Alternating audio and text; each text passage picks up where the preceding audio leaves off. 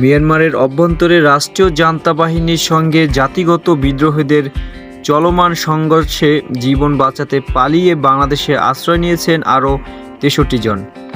তাদের মধ্যে দেশটির সীমান্তরক্ষা বাহিনীর বর্ডার গার্ড পুলিশ সদস্য, সেনা সদস্য, পুলিশ সদস্য, ইমিগ্রেশন সদস্য ও বেসামরিক নাগরিক রয়েছে। বিজিবি বলেছেন, যারা অস্ত্রসহ বাংলাদেশে প্রবেশ করেছেন তাদের নিরস্ত্রকরণ করে নিরাপদ আশ্রয় নেওয়া হয়েছে। বুধবার দুপুরে বিজিবি সদর দপ্তরে গণসংযোগ কর্মকর্তা মোহাম্মদ শরীফুল ইসলাম গণমাধ্যমকে এ তথ্য নিশ্চিত করে বলেন, নতুন করে আরও ৬৩ জন এসেছেন। বাংলাদেশে আশ্রয় নেওয়া বিজিপি সহ অন্যান্য বাহিনীর ৩২৭ জনকে নিরাপদ আশ্রয় নিয়েছেন বিজিবি। এ বিষয়ে পরবর্তী ব্যবস্থা প্রক্রিয়াধীন। এদিকে বিজিবি জানিয়েছেন, সীমান্ত এলাকায় অতিরিক্ত টহল ও চেকপোস্ট বাড়ানো হয়েছে। কোনো রোহিঙ্গাকে বাংলাদেশে অনুপ্রবেশ করতে দেওয়া হচ্ছে না। দেশের স্বার্থে সীমান্তে সার্বক্ষণিক নজরদারি রেখেছে বিজিবি। আর সীমান্তে অদ্ভুত যে কোনো পরিস্থিতি মোকাবেলায় বিজিবি তৎপর রয়েছে বলে জানিয়েছেন বিজিবি মহাপরিচালক মেজর জেনারেল মোহাম্মদ আশরাফুজ্জামান সিদ্দিকী। বুধবার সকালে বিজিবি কক্সবাজার রিজন আওতাধীন বাংলাদেশ মিয়ানমার সীমান্ত পরিদর্শনকালে সাংবাদিকদের প্রশ্নে একথা বলেন তিনি।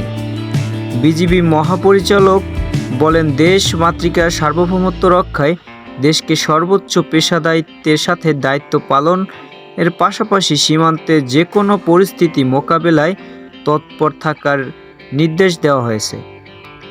আর যে কোনো অবস্থায় হোক না কেন বাংলাদেশের রোহিঙ্গা প্রবেশের উদারতা দেখানোর সুযোগ নেই বলে জানিয়েছেন সড়ক পরিবহন ও সেতুমন্ত্রী ওবায়দুল কাদের।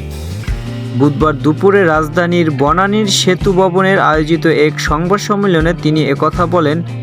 ওবায়দুল কাদের বলেন, রোহিঙ্গারা আমাদের জন্য বোঝা হয়ে দাঁড়িয়েছে। তাদের জন্য আন্তর্জাতিক যে সাহায্য ছিল সেটা অনেক কমে গেছে। এমন অবস্থায় এই বোঝা আমরা আর কতদিন বইব। এদিকে ভারতের দিল্লি সফররত বাংলাদেশের পররাষ্ট্রমন্ত্রী ডক্টর হাসনাত মাহমুদ বলেন, উন্নয়ন ও অগ্রগতির স্বার্থে রাজনৈতিক স্থিতিশীলতা ও শান্তি বজায় রাখার প্রয়োজন। তার দিল্লি সফরে এ বিষয়ে প্রাধান্য পাচ্ছে বলে জানান তিনি।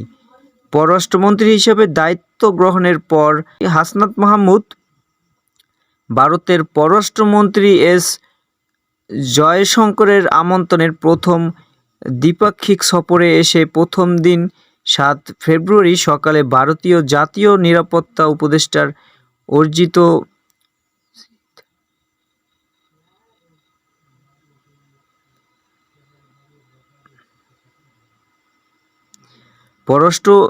পররাষ্ট্রমন্ত্রী হিসেবে দায়িত্ব গ্রহণের পর হাসনাত মাহমুদ ভারতের পররাষ্ট্রমন্ত্রী এস জয়শঙ্করের আমন্ত্রণে প্রথম দ্বিপাক্ষিক সফরে এসে প্রথম দিন ৭ ফেব্রুয়ারি সকালে ভারতের জাতীয় নিরাপত্তা উপদেষ্টা অজিত দোভালের সঙ্গে বৈঠক করেন।